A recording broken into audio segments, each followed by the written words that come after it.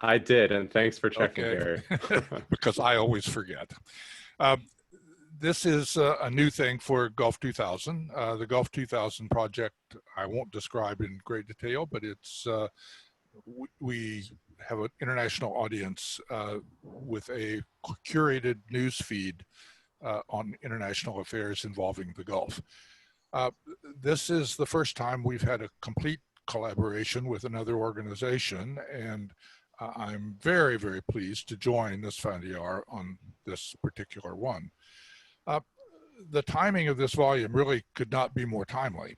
There's been a lot of press recently about Iran's strategic agreement with China.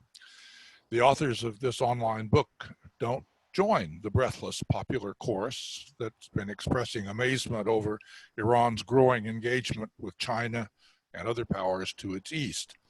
On the contrary, this book was written before these latest developments were reported. In effect, they saw it coming, and these crisp essays put that news in context. This is a short, readable book that captures the moment. I strongly recommend it to everyone. The link was actually included in your invitation. We're going to hear from 4 of the authors and from Yar, who orchestrated it. You don't need to hear it from me.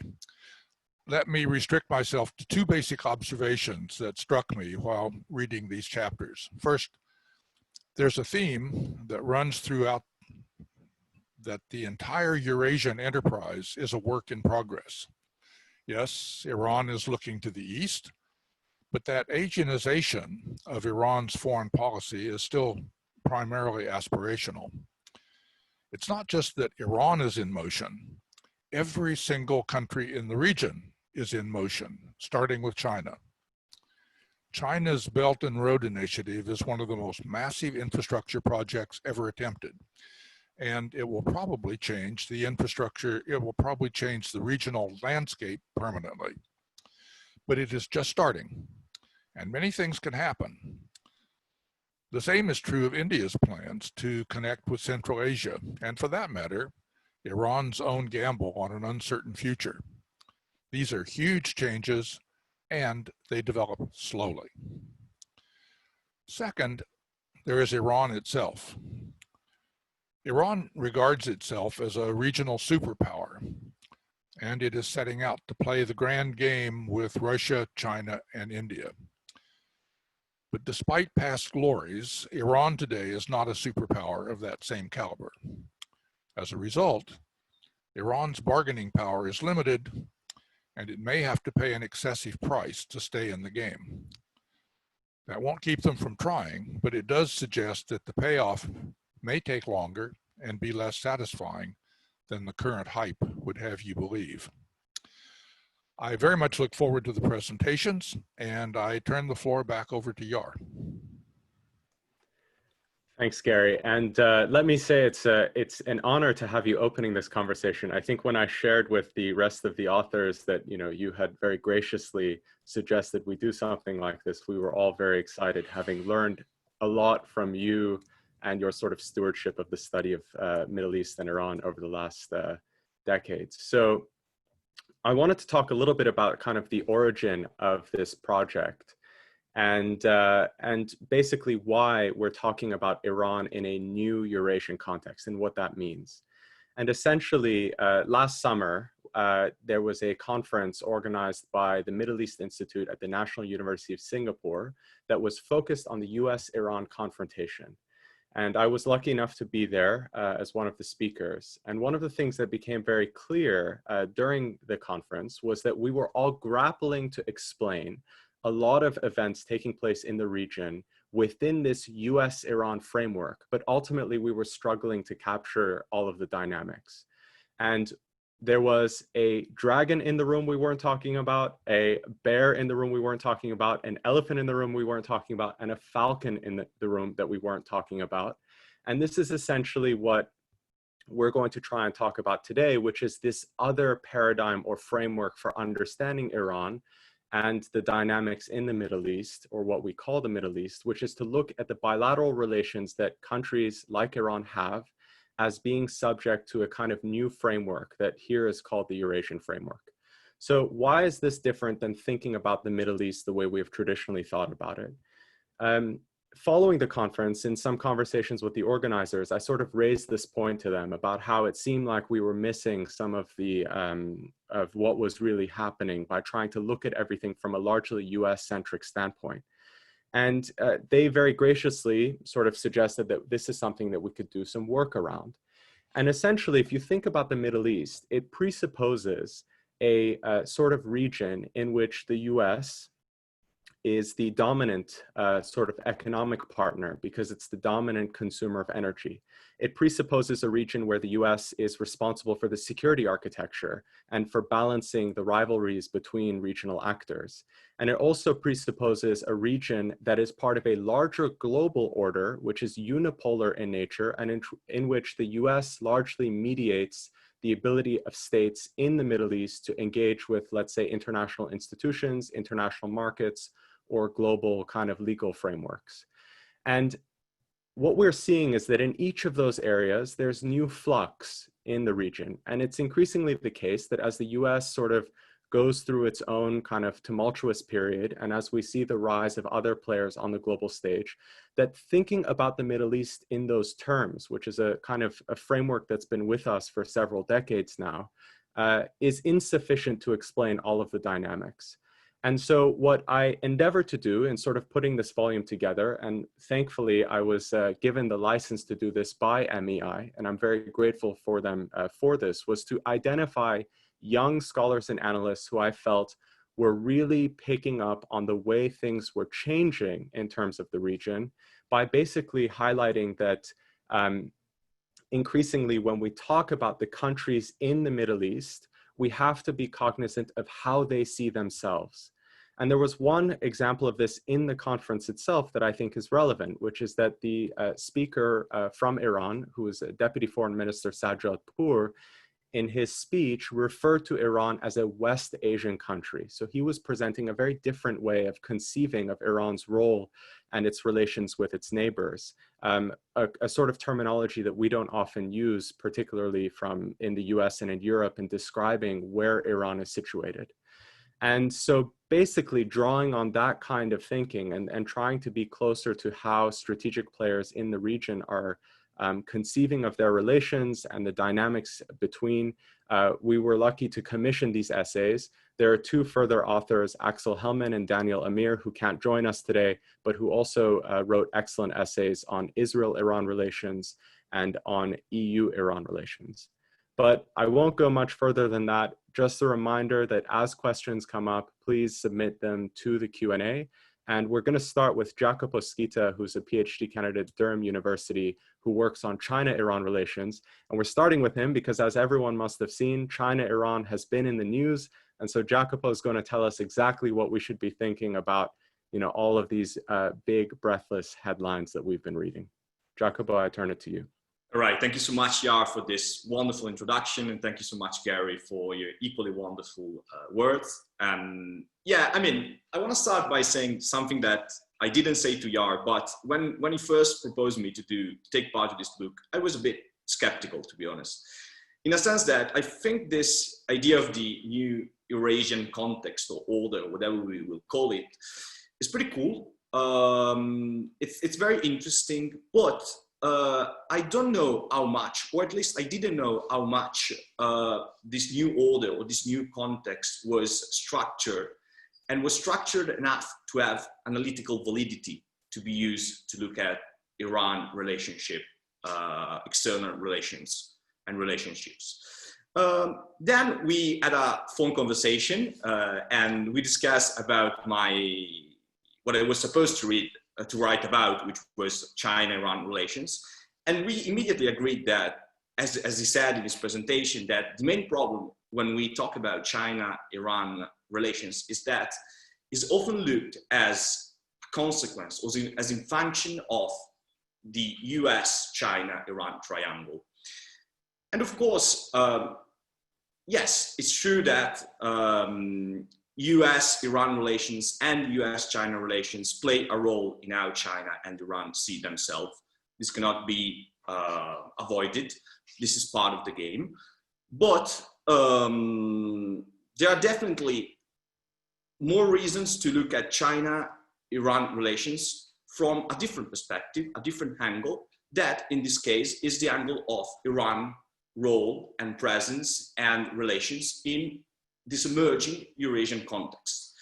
I'm going to address immediately the big elephant, or at least the big dragon in the room, which is, you know, this deal Yao was talking about, Gary talked about it, everyone is talking about, which is this supposedly secret deal. It's not secret at all, between China and Iran, which has been signed by the Iranian government a couple of weeks ago. Well, if you look at the, and I'm sure we will talk more about this in the Q&A session, but if you look at how the Western media especially have covered it, they picture this deal, this sort of, you know, growing relationship between China and Iran only has a reaction to US sanction. Iran is tilting towards China because is isolated, because there are US sanctions, and it looks to China as a partner to, you know, survive against sanction. Well, again, I think this is partly true, but this is not the only way to look at this deal, to look at how China and Iran have a desire to cooperate, and especially how these two countries have built 40 years of relations. Because again, against all this idea that this is a new thing coming out nowadays and we should be worried because it's all new and it's going to change everything. Well, we have to say that China and Iran have diplomatic relationships since 1971, and the two countries also, the relationship between the two countries survived the 1979 revolution and increased in time. So, having that been said, I think that, you know, if we look at Iran, China, and this is probably the first point I highlighted in my chapter, is that if we look at China-Iran relation from this Eurasian point of view, we see that these two countries have plenty of reason to cooperate. And by that, I mean that, you know, if China needs and wants to go westward, create a sort of Eurasian space, Iran cannot be avoided, because it's a super important country, is at the center of Eurasia, historically speaking, economically speaking, culturally speaking, so it cannot be avoided. And at the same time, you know, Iran needs to create a stable and strong partnership with China, because China is a big player, is a country that is keen to invest in developing countries, is a country that has big projects such as the Belt and Road Initiative. So again, these two countries have plenty of reason to cooperate. Having that been said, the thing is, China-Iran relations have one big problem, one huge problem, which is that, of course, the relationship between the two countries is very imbalanced. And this is due to two main reasons, I would say, which I highlighted in my piece. One is certainly that, you know, there's this structural element which is unavoidable. China is a great power, is an emerging great power, is a big player. Iran is a middle power, has great ambition, but it remains a middle power. There's another element, which is an exogenous one, which is certainly that, you know, international isolation, US sanction, external pressure put and isolate Iran and force Iran to turn as China as a sort of last resort somehow. And this, you know, of course, reduce Iran's leverage for the vis-a-vis China. So what I basically try to suggest in my piece, and I'm going to conclude my remark, is that, you know, to reduce this imbalance, Iran should push to be further integrated in what are the main Chinese-led project and institution in Eurasia. And the two examples I made, the two case studies I used in my piece are the SCO, so the Shanghai Cooperation Organization, which is an interesting and emerging institution in Central and West Asia, and the Belt and Road Initiative. The point is, I think, and especially looking at all the mass that came out from this agreement between China and Iran, is that the main objective for Iran within its relationship with China is to increase the quality of this relationship. And one solution is try to move this relationship from bilateralism to multilateralism, which is actually the title of my chapter. So no more focusing on creating bilateral links with China, but focusing on being further integrated in what are Chinese multilateral project in West Asia. I think I should stop here and leave it to Yar. Thanks, Jacopo. We're going to come back to this question of how Iran should react to the imbalance, because I think this idea of more integration is an interesting one, because it's not an option that Iran really had in terms of its imbalanced relationship when the US was the dominant player in the region, right? So Iran was sort of forced into this other way of behavior, which is to try and get like leverage on the US through being a regional kind of a problematic regional player in terms of US strategy. So I think we should come back to that issue. But let's turn now to Nicole Grajewski, who is at Oxford University and who works on Russia-Iran relations. And Nicole wrote an excellent essay, which I think in some ways was very helpful for me to understand what I was trying to say when I was talking about a Eurasian context, because this idea of a Eurasian kind of framework for political and economic relations has been a feature of Russian foreign policy much longer than perhaps other countries. So Nicole, I turn it over to you to unpack that idea and some of the things you wrote about in your essay. Thank you so much, Yar, and thank you, Gary, for your introduction. So I wrote about Russia and Iran and in relation to this concept of Greater Eurasia, which has been introduced in the Russian foreign policy discourse as a way of fusing together Russian and Chinese economic projects and integration efforts. The concept of Greater Eurasia is nothing novel. It's been apparent in the Russian foreign policy discourse for since the 1990s. But you see increasingly the Russian elite mentioning Iran and India and Pakistan, along with Central Asia and China in this Greater Eurasian context. So my primary argument is that this is something that's been existing between Russia and Iran relations for a while. This is nothing new. In many ways, Russia has always viewed Iran through this prism of Eurasia, meaning primarily the states that consist of the near abroad, which is what Russia views as its kind of sphere of privileged interests.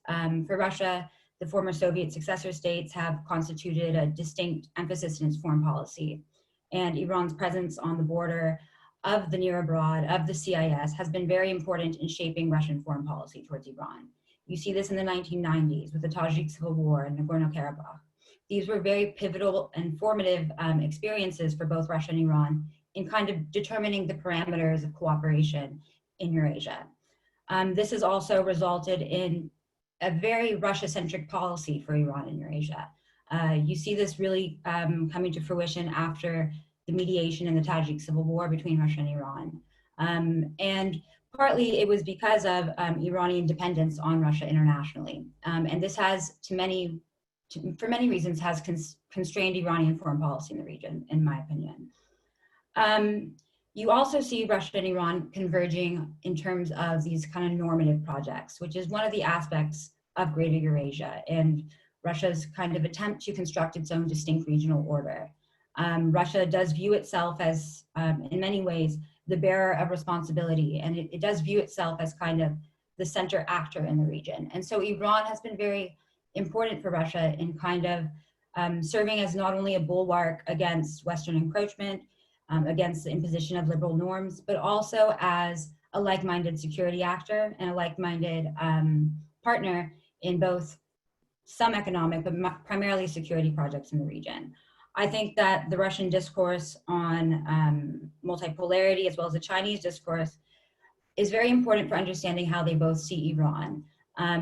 From the Russian perspective, Iran is bound to emerge, whether or not you take this for truth or not, but Iran is bound to emerge as a central pivotal power that connects Eurasia to the Middle East, to Southeast Asia, to the broader global world. And in some ways, this has failed to happen due to multiple constraints, both international and also domestic. But I would say that this kind of narrative on multipolarity is a good way of looking at how Russia sees Iran. Iran has also frequently emulated the Russian discourse. Iran has adhered to kind of Russia's normative order during the colored revolutions. You see Iran accepting the Russian position on a lot of these conflicts. And then you also see Iran taking a quite balanced position on Russian regional conflicts. This was apparent in Georgia, even more so now with Ukraine. So I guess that what I'm trying to argue and what I hope that gets across in this is that the nature of Russian and Iranian engagement in Eurasia it's been in the process. It's been basically forming since the collapse of the Soviet Union, and you can't solely look at it through the prism of the United States. You have to look at both Russian foreign policy goals in general and the place where Iran fits into that. And so I think that I'll end here. I don't want to take up too much time.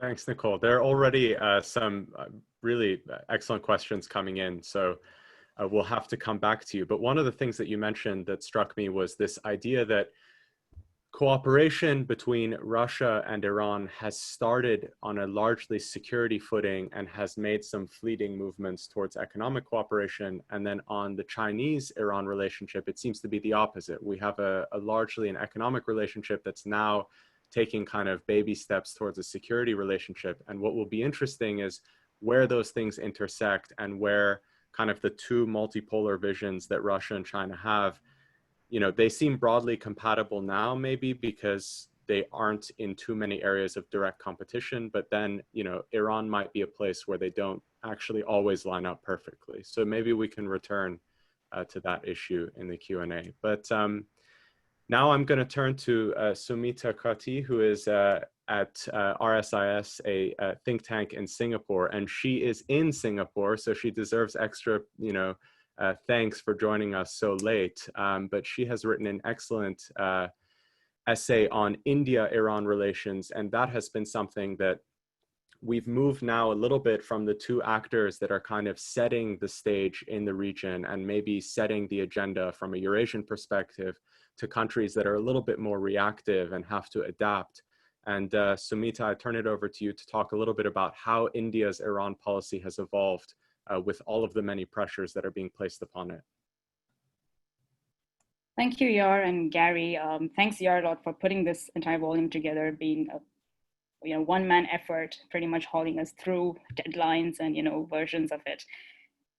Just 2 points. I thought I wouldn't address this, but since Jacopo also and you mentioned it, when we had this first conversation talking about looking at India's interactions with Iran in a Eurasian context, it was my reaction to it was instinctive agreement, because that is how, not just how what's working right now in the relationship, but also increasingly what India has traditionally, historically placed Iran in. It's been a Eurasian context, an extension to its west on the subcontinent, and not essentially in a Middle East paradigm. And I think this gives it a bit of flexibility in how it strategizes and works with these different countries in the Middle East basket. So essentially the argument of my essay is that the future of India's Iran's policy is strongly Eurasian in context.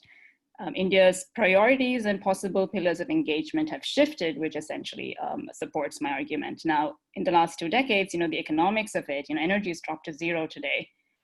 In security, it's very limited engagement compared to what in the early 2000s when India and Iran cooperated to overthrow the Taliban. For instance, that's not the level of engagement. There are still conversations ongoing on NatSec issues or counter-narcotics. So this is ongoing, but it's not at the level at which the security partnership was. And third, which is the strongest pillar today, is connectivity, the future of the relationship, as I see it in the short to medium term, specifically through strategic ventures. And I think the term, it's important to distinguish between strategic and commercial ventures. It's a very strategic investment or projects that India is involved in Iran. And the Chabahar Port project, as most of you would have heard about it by now, is at its center with 3 important components that the 2 sides are working on. One is, development of the port, linking this port to the free trade zone in Chabahar, and building this railway route connecting the port through Iran into Afghanistan, which has been recently in the news. As I detail in the essay, and I wouldn't go into a lot of the specifics, there have been many setbacks to what was India's original vision, and as per the port plans, and the life cycle has been quite complicated. Of course, complicated by sanctions, but also delays on both sides, etc. So today, India is maximizing its outcomes as much as it can within a very constrained environment, with all sides working with what it can on the ground, essentially. Another aspect that India is working in this connectivity pillar is to build regional ownership of the sport and the project broadly. You need more people using the sport. You need countries in the region to deem it important enough to use it. And to get this going, it's doing this in a couple of ways. Bilaterally engaging with the Central Asian states. As I mentioned, Uzbekistan seems quite interested in using it. To trilateral and two formats. When you look at land transit, you have the Afghanistan link coming in. Then you have a maritime link with Oman, Iran, and India talking about that. 3, plugging the sport into existing regional transit networks, the architecture that's there and being discussed, the International North-South Transport Corridor and the Ashgabat Agreement. And this brings in, a range of players, from Russia to Oman to the Caucasus and the Central Asian states. There's also an idea, I think, to just keep conversations going in other Eurasian institutions like the SCO, but it's China-led, and we'll need to see. India is a full member since 2017. But we'll need to see whether this is a platform that India would actually have discussions now. Because that brings me to, I think, one important point, a factor in how India generally is increasingly viewing its interactions in the neighborhood as well as in the global order. And that's, India's China challenge, because regional countries in its own neighborhood do not exactly have the same perception of China as it does. And China's footprint in the region that's been growing a lot is one of the factors that has driven the Modi government to work on Chabahar. And I would say one, because this port project idea has been around for at least 2 decades. Another point related to this China challenge is how India's Chabahar plans is not the answer to China's Gwadar plan in Pakistan, because the India-Iran relationship is so very different from the China-Pakistan relationship. A second level is that the China-Iran relationship is also very different from the China-Pakistan relationship. And I think, as Jacobos mentioned the deal, and I'm sure we'll be discussing that in the Q&A, it makes that whole set of items on the to-do list a very different perspective than how China's hold in Pakistan is. Another point, and I think this brings to what's been in the news in the last week in India, has been this railway project, right? This link that Iran's proceeding without India, as per reports. And it's, the fears are not unfounded in New Delhi that, India is suddenly losing influence, we're losing out on infrastructure projects, etc. But, India-Iran relations have not been smooth, especially in any sector across that they deal in, whether it's oil and gas, trade, or now infrastructure projects. So that's something to keep in mind. So essentially, in short, it's bilateral engagement chugging along at this, gradual pace with this occasional back and forth on negotiations. India specifically making do with what it can with the US sanctions and the risks of doing business in Iran. And, essentially with its bet on connectivity, its future of this engagement is Eurasian. But I want to finally note just 3 dynamics that I see that could change things in the short to medium term. I think, in India's calculus would be 1, the US elections ahead, if it's Biden, what changes then? If there's a new deal or, JCPOA 2.0, there's, reservation skepticism around it, but that would alter some of India's calculations. Second, India's regional behavior will affect Indian calculations, especially with relations to, the Arab Gulf states and Israel, with whom it actually has a lot more going on. And so if it gets increasingly difficult to work with Iran, that would be something India would lean on more on the Arab Gulf states. And third, I think, and I'll end there, is that it is far out, but if Iran ever changes its mind on leasing land to China for military purposes, this conversation around JUSC at the moment, if Iran becomes a staging ground for Chinese maritime operations, that would very swiftly change India's calculus as well. So I'll stop there now and look forward to the Q&A. Thank you. Thanks, Sumita. I think that last point also touches on a question that's been raised, which we can address in the Q&A, but it'll be interesting to sort of get your views on, there's a lot of talk of a new Cold War between the US and China. And one of the features of the Cold War was that Iran and India had this sort of shared commitment to kind of being non-aligned. And the question is, in this new environment where the, one of the Cold War hegemons shares a border with India and is being aggressive with India, is India going to still able to be non-aligned in that regard? And how will that sort of impact its relationship with Iran? Because after all, we've seen some responsiveness from the Modi government to basically the Trump administration's campaign. So have that in mind, and we'll sort of turn back to it in the Q&A. But Mehran, finally, we turn to you to talk about the GCC. And Mehran was giving me a hard time, both when he was writing the essay and now, because he has to talk about a whole set of countries and their relations with Iran when we talk about the Gulf Cooperation Council. So, but I turn it over to you, Mehran, and I have no doubt you can tell us what we need to know about the various relationships within that GCC label. Thank you very much, Yar, and thank you, Gary, for introducing us. Thanks, Yar, for organizing everything. It's truly an honor to be part of this group. So basically, as Yar said, my paper was a bit difficult because I'm very adamant to differentiate the relations between each of the GCC states and Iran. And I'm one to not look at the GCC through one prism. And it's particularly faulty if we do that, since each of the GCC states have a different foreign policy approach, and particularly when we look at Iran, their decision-making calculus is very different. But in the broader sense, my paper is looking basically at the Persian Gulf region since 2011. When you look at it from 2011 until now, you can see that every year there has been a significant event that has dramatically shifted the geopolitics of the region in one way or another, starting with the Arab Spring and the restart of the negotiations over the Iranian nuclear program are the primary reasons for this new phase in the foreign policy of the GCC states and Iran.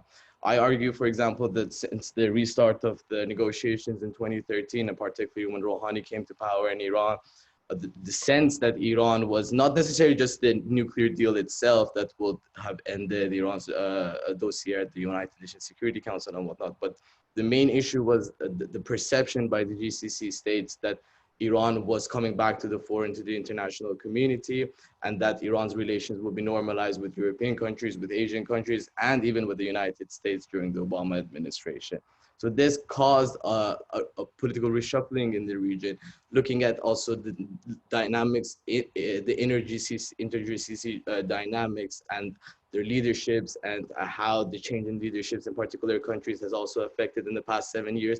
All of these things give you a more broader picture of how every single event that has happened regionally has had a broad consequence that has really challenged the previous notions that we had about how they view themselves in the region and their foreign policy.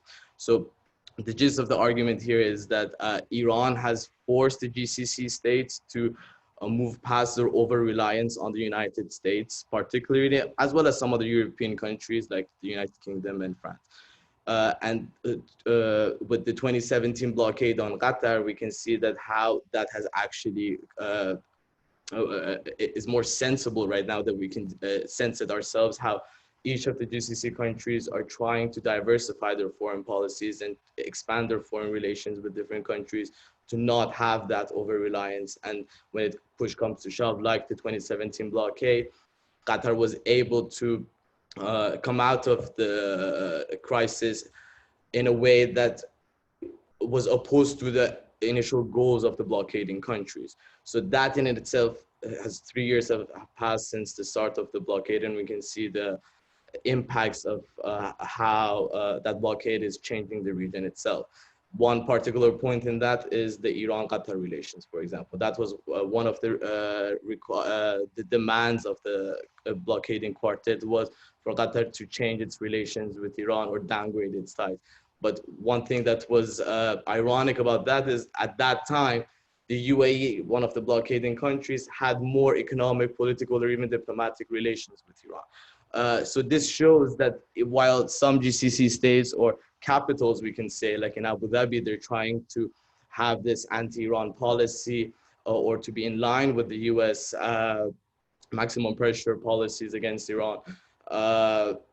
There are certain nuances that exist in particular countries, like in the UAE, where Dubai could be seen as an anchor of Abu Dhabi's foreign policy adventurism in the region and beyond as well.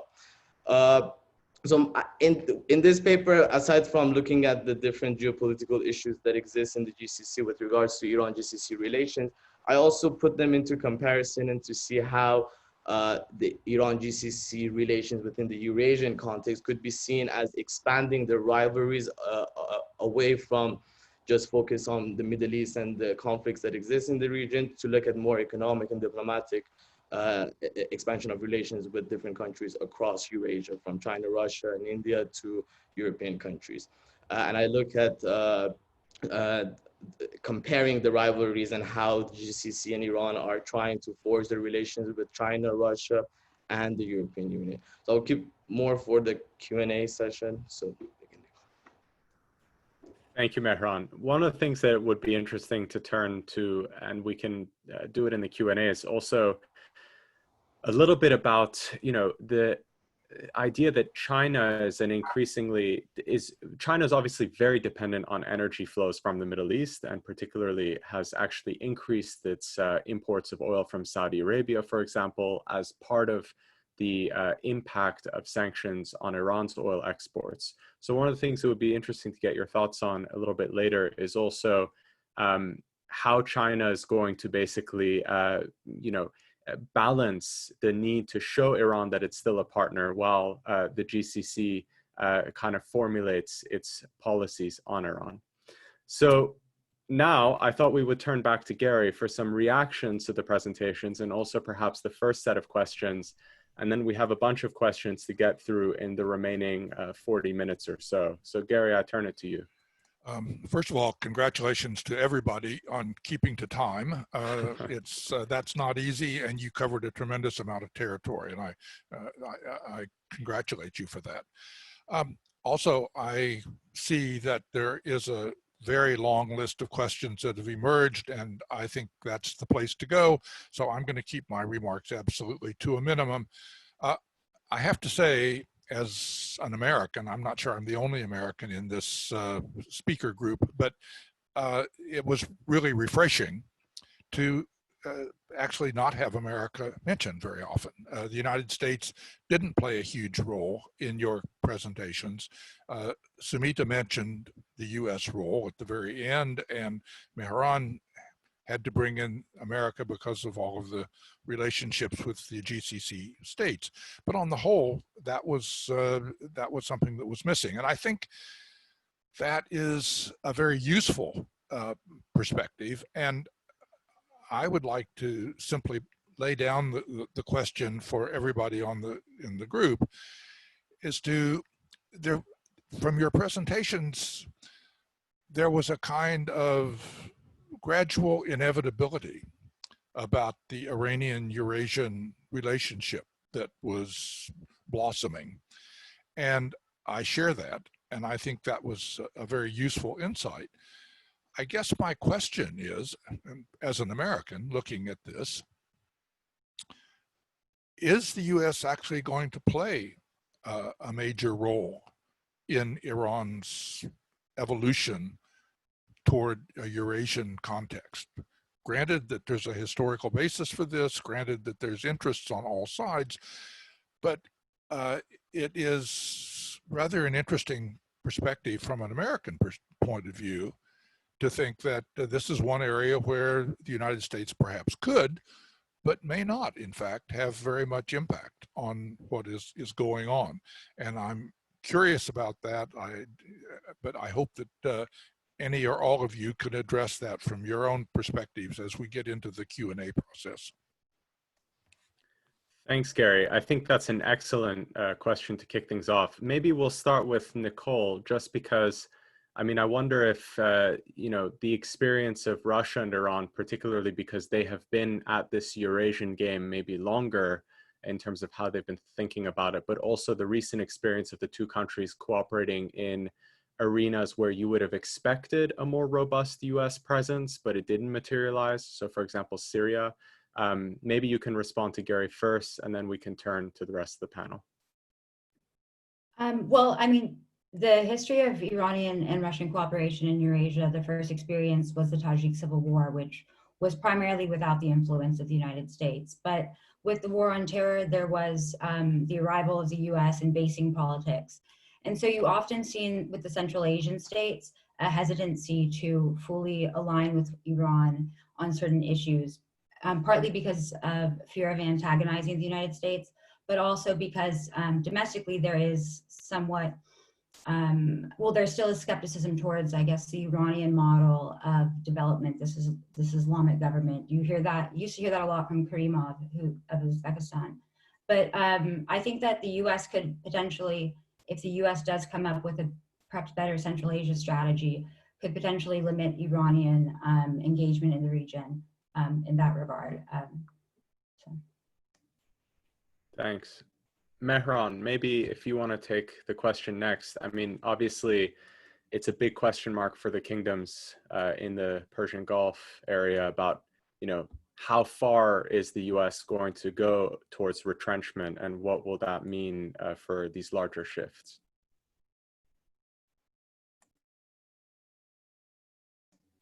You have to unmute, Mehran. Thank you for the question. I think with regards to Iran-US relations in the future, aside from all of this talk about Biden or Trump or whatever happens with the JCPOA 2.0 or another name or whatever, I think it's inevitable that Iran and the US have to reach a sort of agreement on these issues. And since Iran already took part in the previous negotiations, I don't see a reason why Iran won't take part in any future negotiations. And regardless of any position the Iranian government professes about the United States, I think the US and Iran's relations with the US and Iran's policy towards the US is an ever-present issue in the Iranian decision-making circles. And until there is a solution to that, which I would presume it won't be an actual like a war or a military solution, it will actually be a diplomatic solution. And through that will have even more significant shifts in the Persian Gulf region, as we saw with even the perception that created in 2013 and 2015. So I think we will get to that sooner or later. Thanks, Mehran. Jacopo, maybe if you want to comment next. I mean, I would assume that, you know, the question Gary raised, Chinese policymakers didn't anticipate wondering about this quite so soon. Like, they didn't see a Trump scenario where suddenly the US presence in the Middle East becoming a question mark was, you know, would be a salient issue for them. I mean, how do you see the prospect for the US to continue to play a role in the region, but then also, is that actually better for China? I mean, I don't know if China really wants to suddenly become responsible for peace and stability in the Middle East, in West Asia, we could say. Yeah, no, I think you're absolutely right. I think one of the reason why the Chinese strategy in the Persian Gulf has been successful so far is that China basically exploited the US security architecture, or what looks like US security architecture in the Persian Gulf. And they did not have the need to, you know, being a security provider.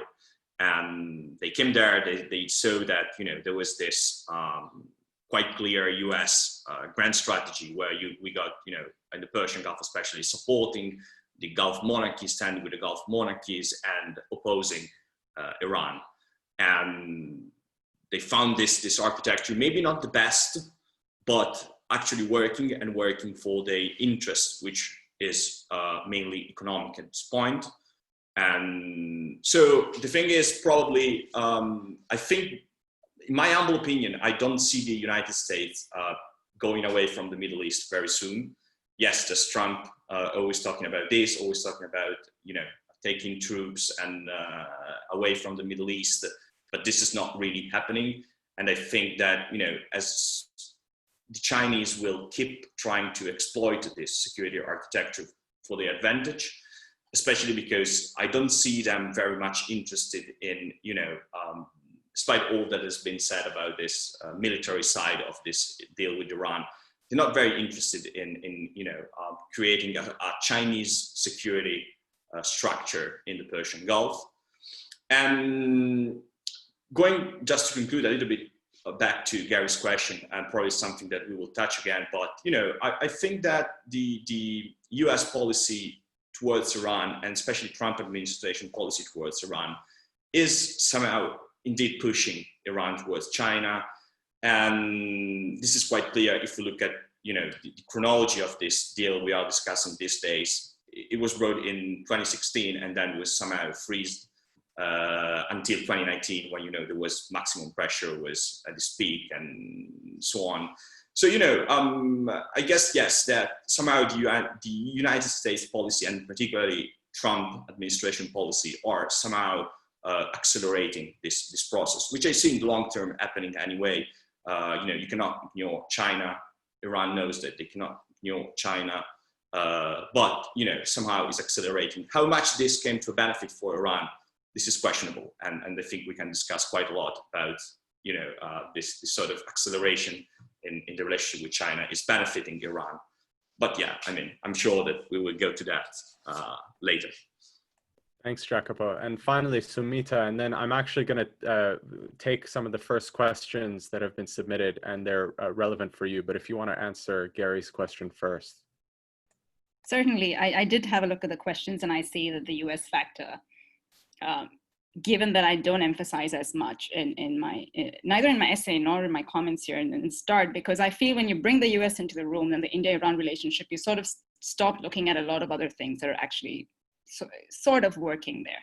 So I have this, so it's there in the background, it's affecting Indian calculations and Iranian calculations, but there's still, a bunch of things going on. So when you look at if Gary's question, of course it has played a role, and I look at it through India's activities or India's interests and how that's changed, or how it's maneuvered the American maximum pressure now, and before that the Obama sanctions, which are actually the harsher, the more tougher round of sanctions that all these countries had to grapple with in 2012 when it kicks in.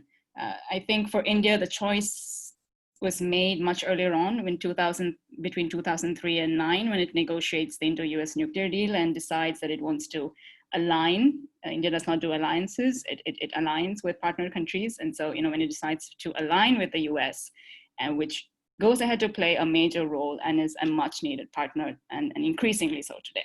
So I think India would say it actually made a fairly decent choice at that point, with the questions it faced, with the criticism it faced with Iran, the votes in the IAEA on the nuclear program, and all, how that relationship sort of deteriorates.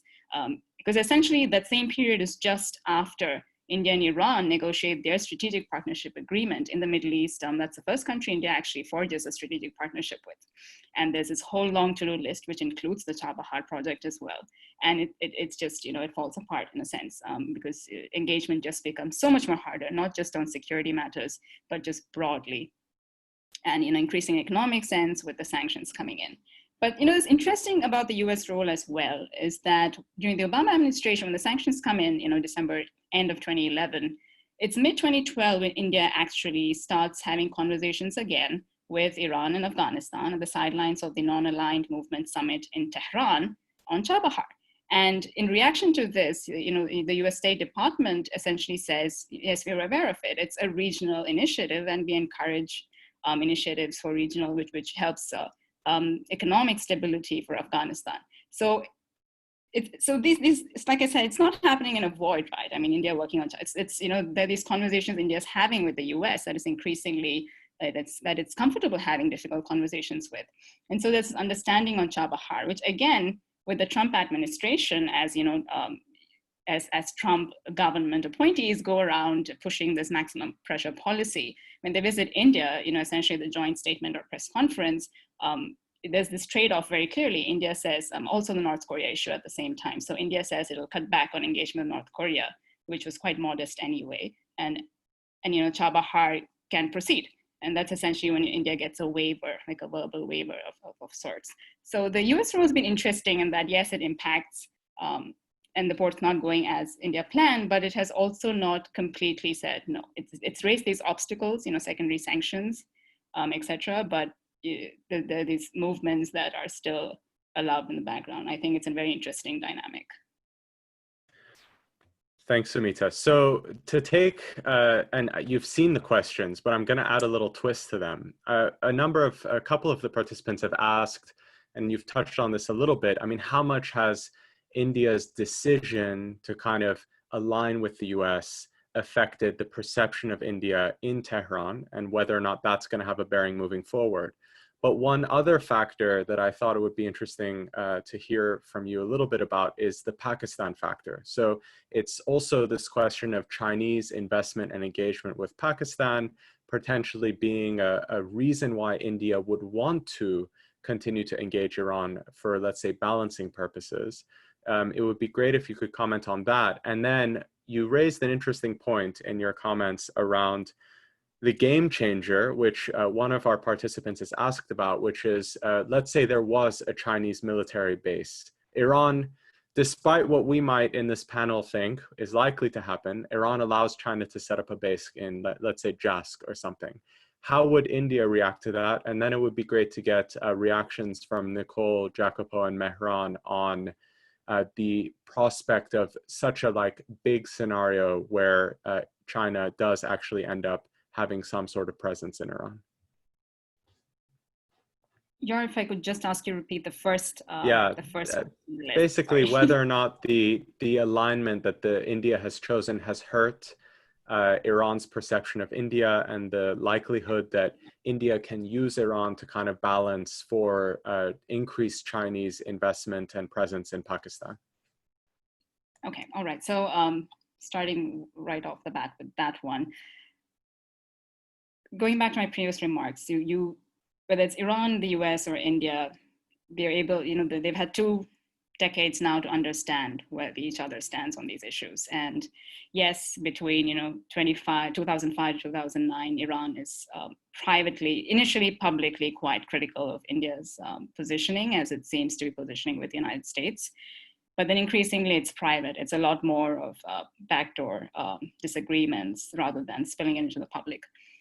And there's an understanding today that India is, it does consider the United States as its top strategic partner, and there's no way India is giving up this partnership. And and it will continue to try working with Iran where it can, where it sees its interests aligning, which was on energy. It was essentially a buyer-seller relationship all along until you have the connectivity component coming in now.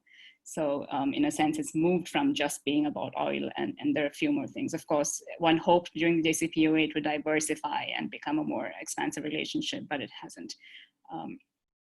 So I think with regards to Iran's perception of India, it's aware of this limitation for 20 years now, and does not expect India to shift behavior. So when the Trump sanctions in fact come in, it's even a few months.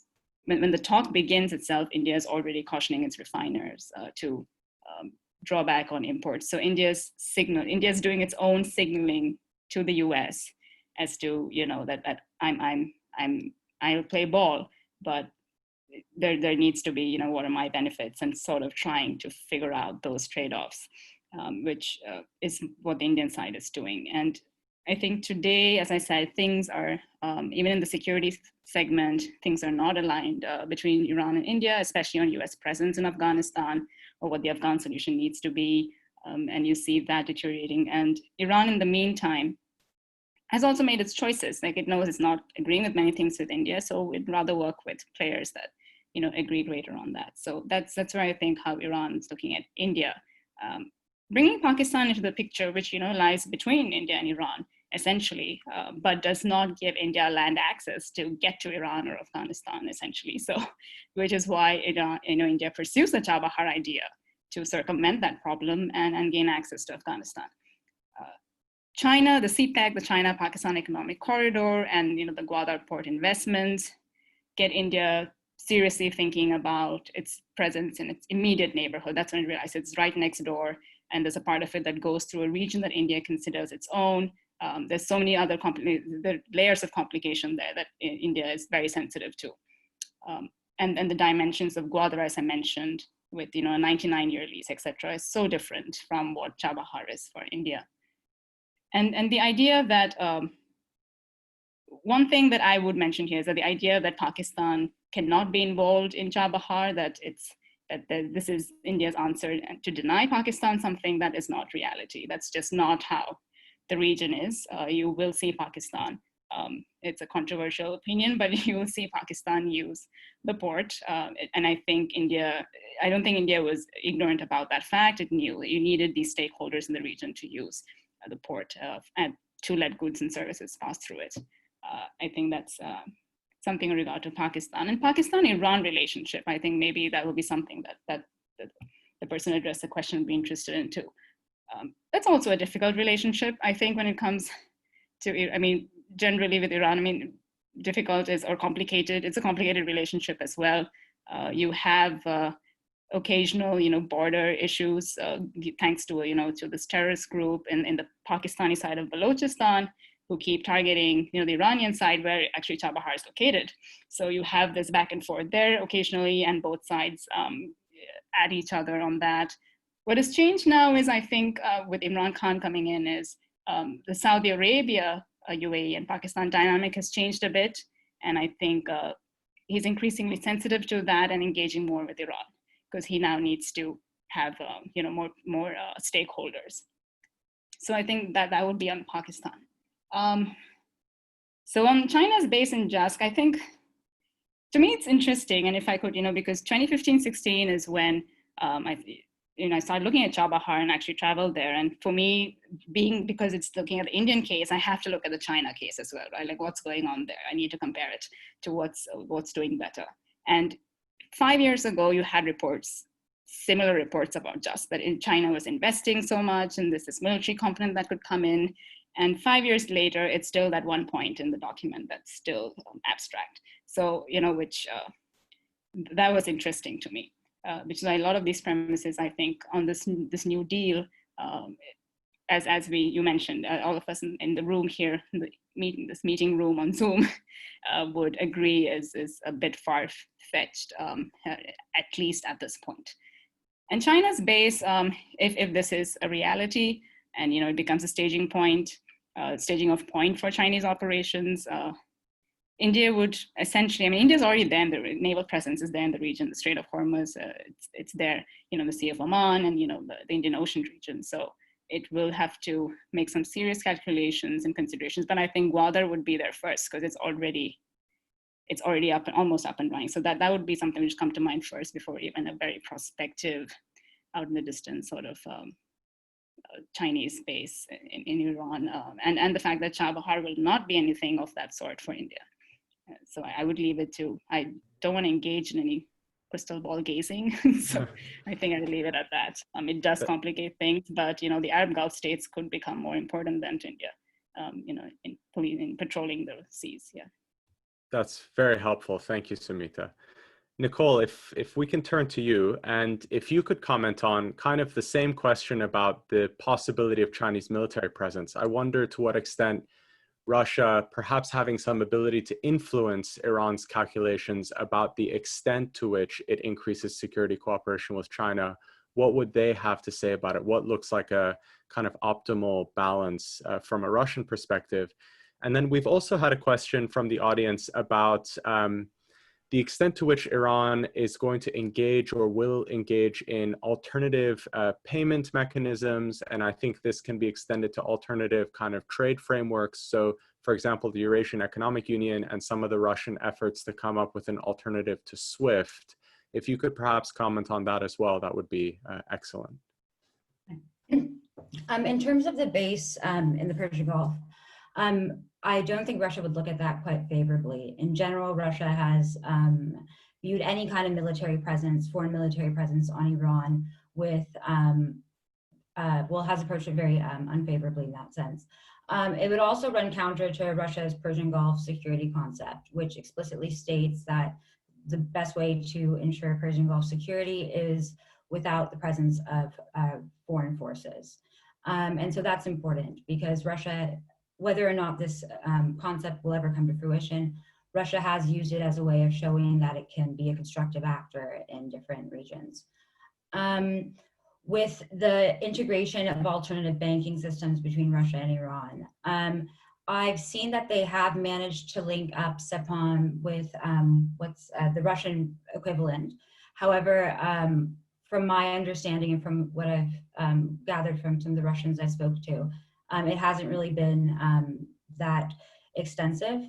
And then in terms of the Eurasian Economic Union and that as a kind of an alternate trade vehicle with the Russians, it has led to an increase in Iran's non-oil trade with Russia.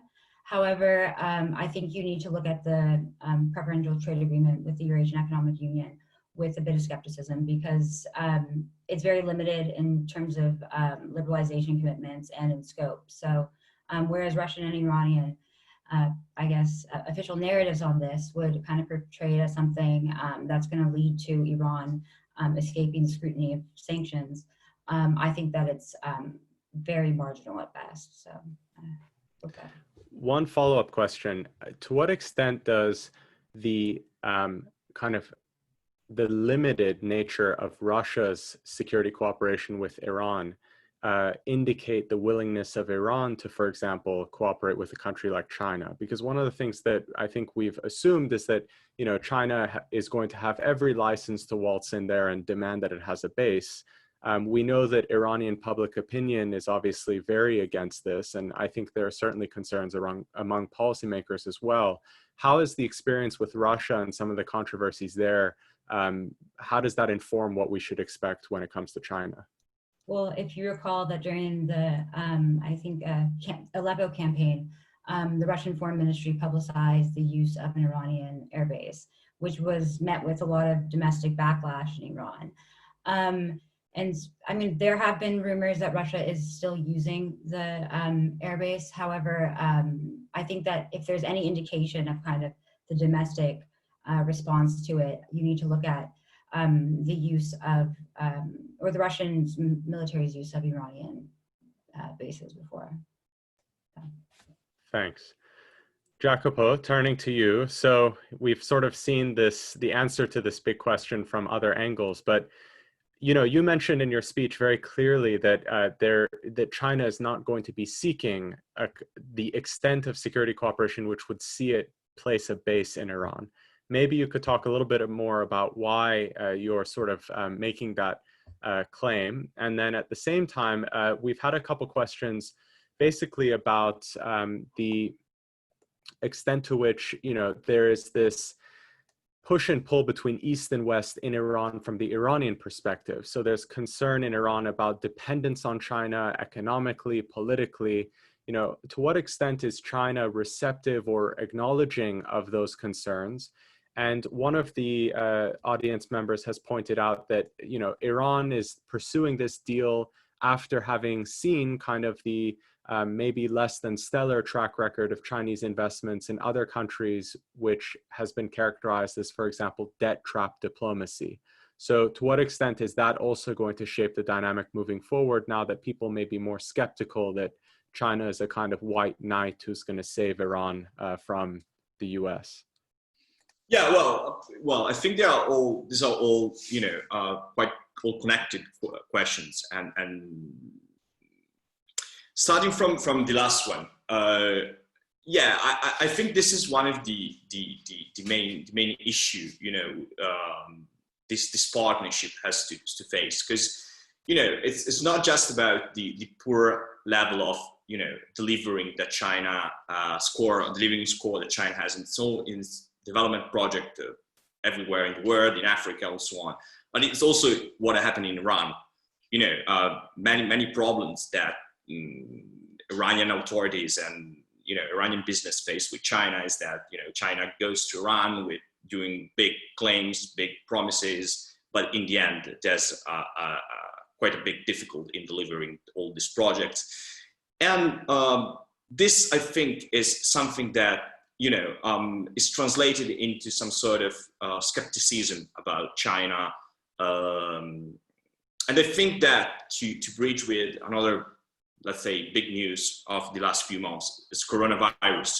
You know, if you look at what happened in Iran was the first, well, not incredibly, we can quite expected that, was the first country outside Far East Asia that was massively hit by coronavirus. and if we look at, what happened, for example, with Mahan Hire, so this hire line that is connected, linked with the IRGC, that kept flying to China despite the government ban of all the flight to and from China. If you look at that, those are all signs that the China-Iran partnership is something that must be managed carefully, both from the Chinese perspective and also from the Iranian perspective.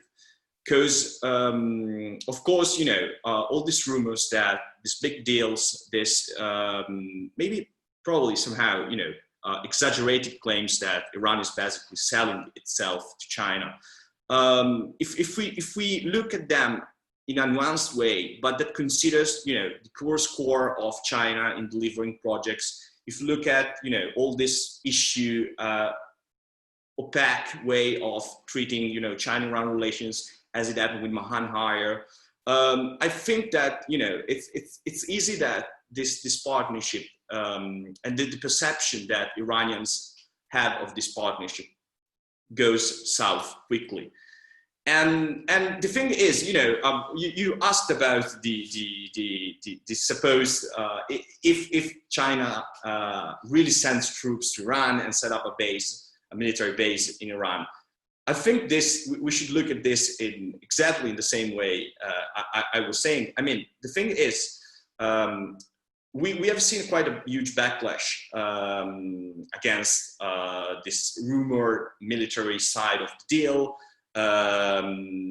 Exactly because Iranians are rightfully very jealous of their national independence, and putting bases or selling islands to China, all this kind of stuff are very sensitive.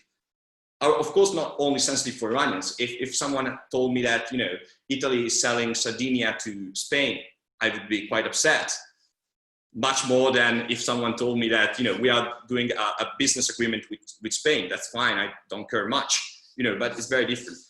And the point is, if China really set up a base in Iran, I think they will face backlash from Iranians. They will have a lot of problems with Gulf countries, and maybe Mahan will speak about it, and also with very little benefit. Because if you, and I'm sure you remember that Petroleum Economist piece we discussed, they were saying that China was sending troops to Iran to protect the investment, but the question is to protect them from who? And also at the same rationale is they were sending troops or set up a base in the Persian Gulf against who? Against the United States presence. Well, this would be a huge change in what China has done so far in the Persian Gulf, which has been fairly successful, because that's the point. I mean, so far, as I was saying, Chinese Persian Gulf strategy has been successful because they've done business. They didn't have to commit from a security perspective.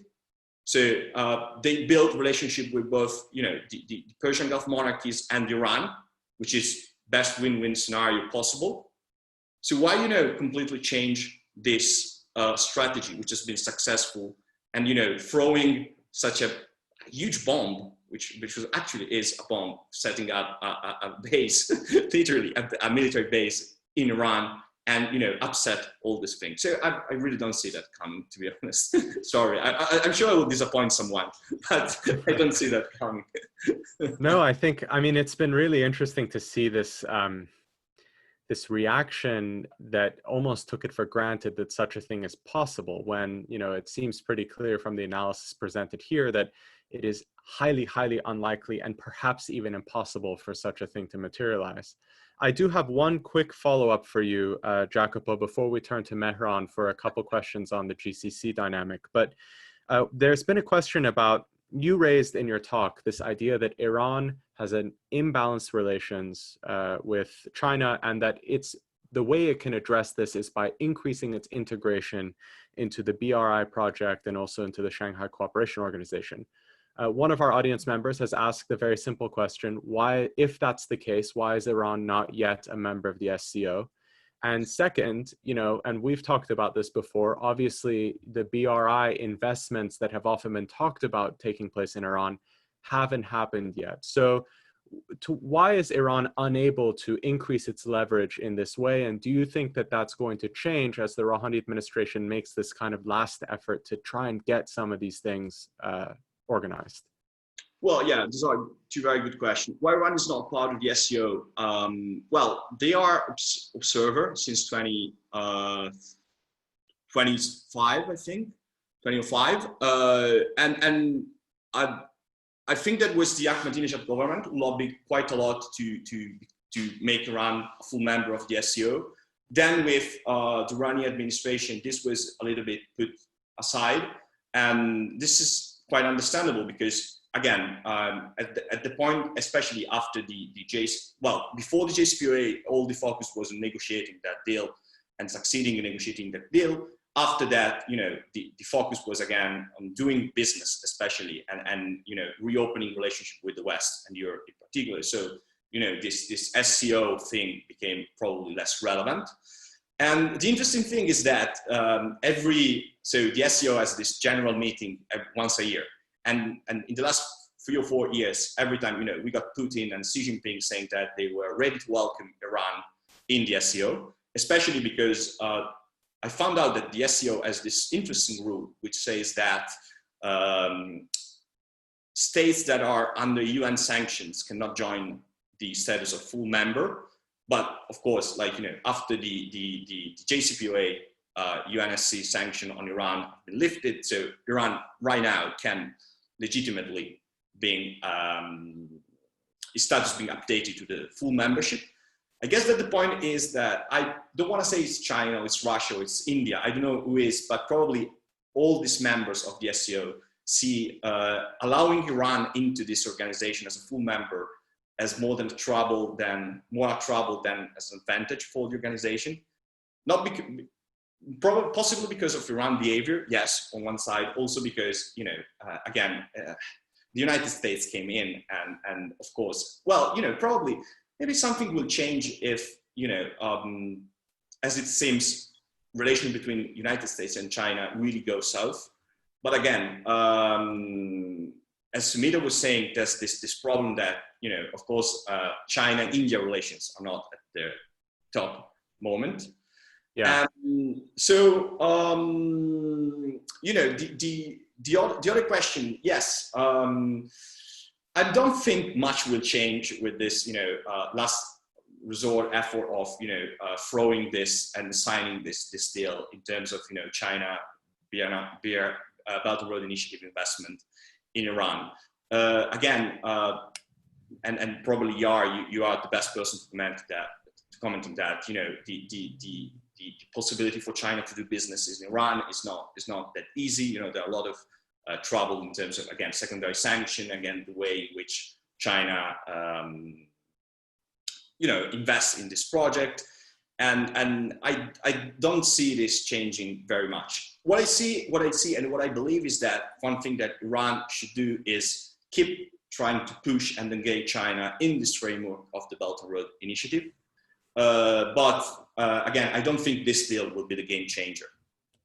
Thanks. That's very helpful. Nicole, I saw you might want to jump in on this. Yeah, on Iran and the SCO. Well, Iran did apply for membership under the Khatami administration, but at the time, they applied for observer status, but at the time they didn't have a membership criteria. And Jacobo mentioned the 2010, criteria that said that no states could be under international sanctions. However, after the expansion to India and Pakistan, there was an assumption that at the 2016 Tashkent summit that Iran would be accepted as a member.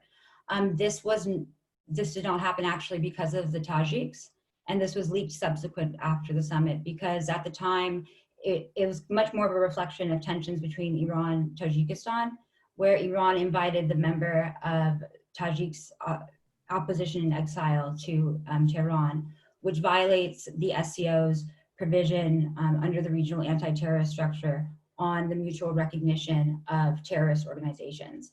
And this also poses a problem now with the expansion to Pakistan because Iran and Pakistan do have conflict over the recognition of certain terrorist forces.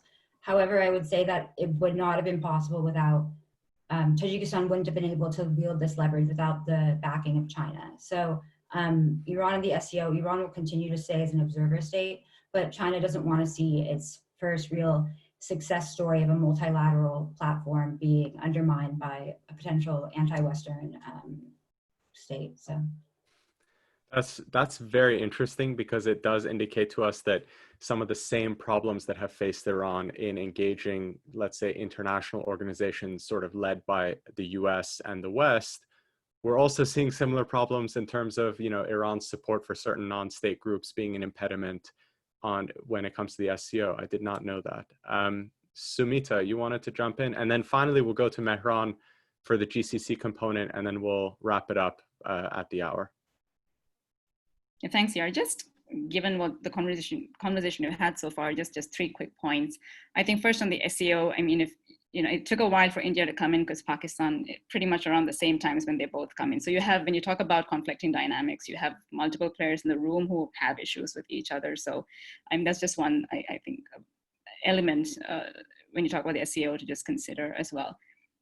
2, I think on going back to, you know, China having a base, I just realized I do want to clarify on the last point I made is that, you know, for Gwadar would be the immediate, for India to react bilaterally or unilaterally to take a decision move would be if Gwadar gets operational in significant ways.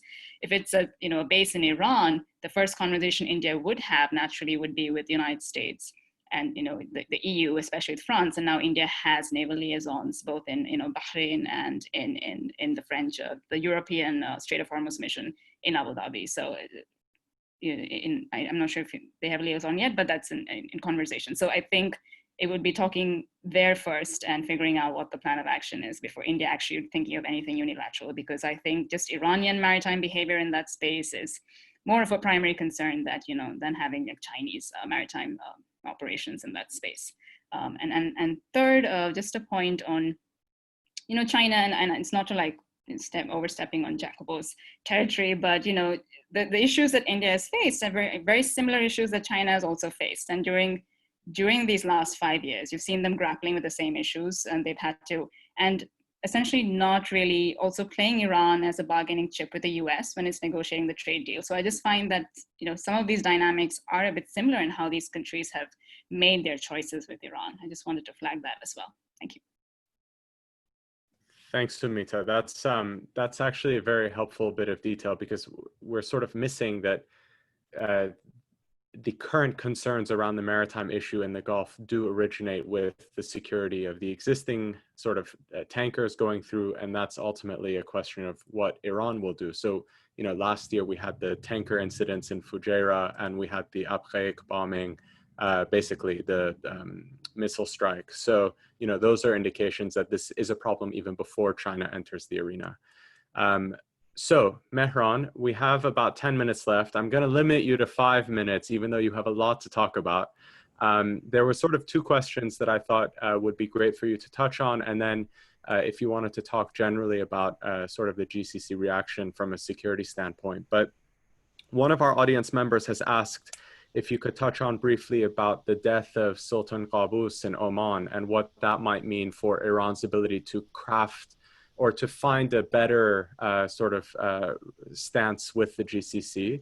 And then the second question is, and this is the other country we haven't mentioned enough, and this is probably because Daniel is not on this call, but GCC relations with Israel, we continue to see movement in that direction, sort of tactical engagement perhaps at this point, but of course it does suggest some complicating factors for Iran. So if you could comment on those 2 things. And then Gary, with your permission, I'd like to turn back to you for some closing remarks. Mehran. Sure, thank you for the questions. Should I just mention something about the China agreement, about the GCC reaction? Yeah, totally, please. Just in the past week, there were 2 events in Arabic, and I saw around 12 articles that were written in different Arab newspapers or journals or whatnot about the consequences of this Iran-China deal on the GCC or the Persian Gulf region and whatnot.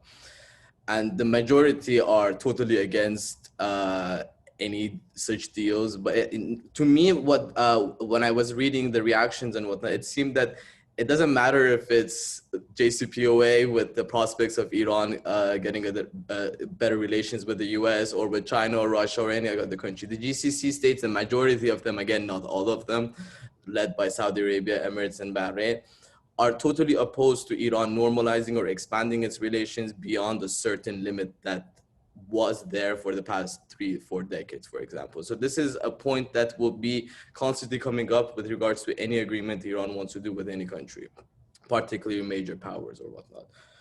So with regard to Oman, I'm actually writing a paper about Oman's mediation and facilitation between Iran and the US, and I'm finishing it up now because I had to change some stuff after the death of Sultan Qaboos.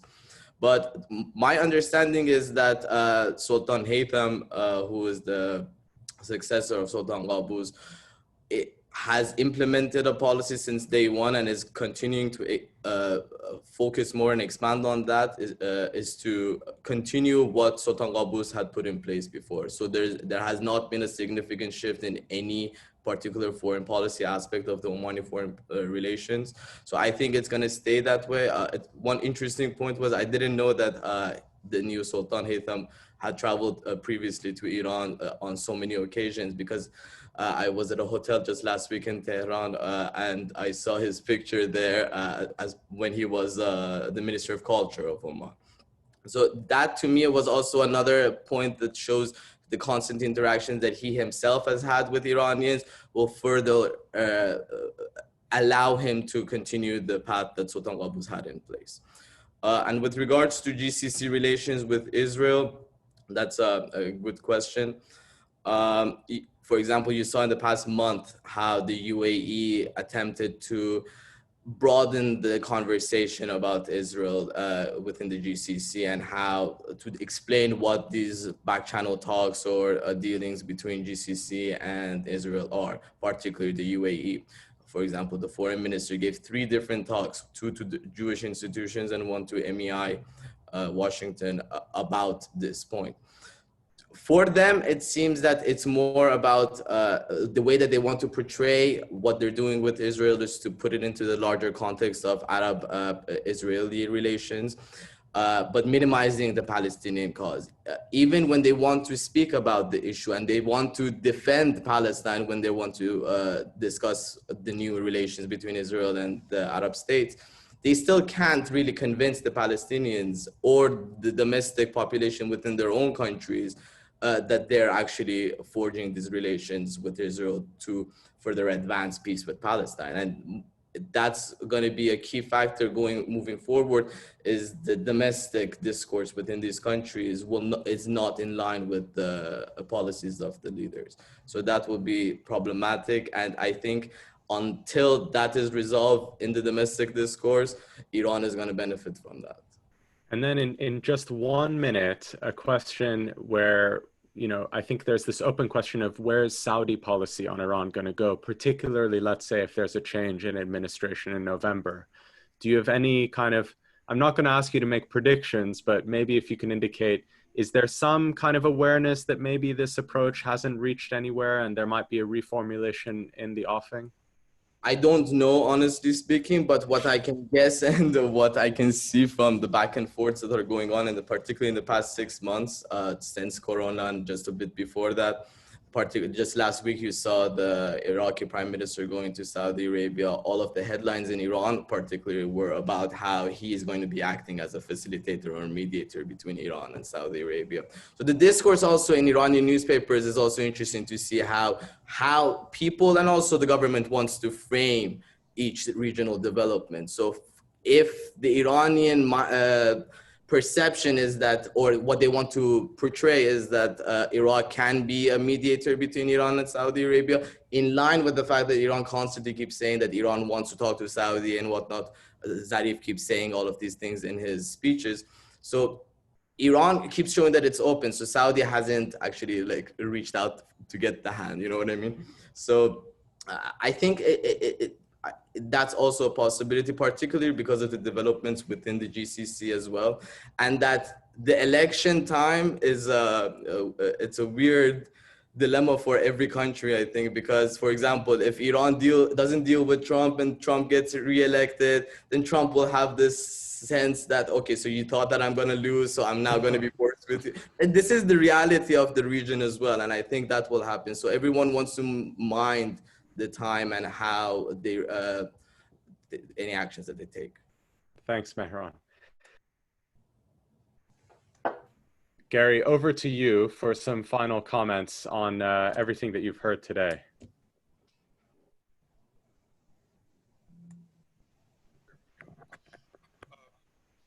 First of all, I really do want to express my admiration for everybody, how you've covered. Actually, managing 6 speakers in a situation like this is not so easy. I speak from experience, and so Yar, I really admire the way you've handled the questions, and I also admire the way everybody has kept to time and kept it very focused. I have no blinding insights, except to say that, one, I've really learned a lot. This is new territory for many, many people, and it reflects a vision of not only Iran, but of the Middle East and of certainly the Persian Gulf that isn't typically seen. And so I think in that sense, this has been extremely helpful in all sorts of ways. I also am struck by the fact that in some respects, Iran is its own worst enemy in this whole thing. That I've thought about it in the past in terms of, say, the Chinese having their own objectives and how they deal with Iran. But it's also, especially when it comes to the SCO and elsewhere, it sounds very much as if Iran's own behavior is the thing which keeps interfering. We have to remember that Iran is still very much a revolutionary society, and that in many respects, its policies reflect a point of view that doesn't fit very easily into these broader contexts. And whereas Iran really wants to play the game, Iran really wants to be a leader, Iran wants to be a great power, and to some degree it is becoming that. The other side is that Iran keeps stepping on itself every time it comes to a point of decision, and the decisions that they make often are not very helpful to themselves and certainly to inspiring confidence on the part of the other Eurasian powers that they need to get along with. So that is, it seems to me, all of these are ongoing events. Iran is changing, China is changing, Russia is changing, India is changing, and certainly the Gulf is changing dramatically as we go along. And so all of these pieces are constantly being recalculated and fit together, which makes this a very useful exercise. I again, congratulate you for having done this. You were way ahead of the curve in putting this volume together. And I think this has been a very useful exercise, and I'm just very pleased that Gulf 2000 could participate in it. Thank you, Gary. That's very kind. And I think it's the perfect note to end on, because one of the things that I try to acknowledge in my introduction, and in fact, drawing on a warning that was in Nicole's essay, is to recognize that things are in flux and that we're ultimately describing processes of ongoing change. And what I think I would like the takeaway to be for the phenomenal audience that joined us today and provided these excellent questions is that the reason to perhaps start thinking about Iran and the region in a Eurasian context is not because it makes things clean and easy to understand, but because it reflects the messiness of the region and what it's going through right now. And there's a kind of theoretical certainty in this Middle East paradigm that we've been using for a long time, that it's actually probably led us to get more confused about what's happening, because we assume things are one thing when they're really another, and we assume certain things are possible when they're probably not, and vice versa. So, you know, embrace the messiness, embrace the flux, and it's, you know, it's been a privilege to have such an excellent group of young scholars who are really working through the syllabus right now and watching what's happening very closely and formulating new ideas. And therefore we're able to deal with all of this complexity. So thank you for everyone that joined. It's been an excellent conversation, I thought. If you haven't read the volume, I encourage you to check it out. We will also be distributing a recording of this talk if you'd like to share it with others. And from me, I say goodbye from London, and thank you to everyone for their time. Bye-bye.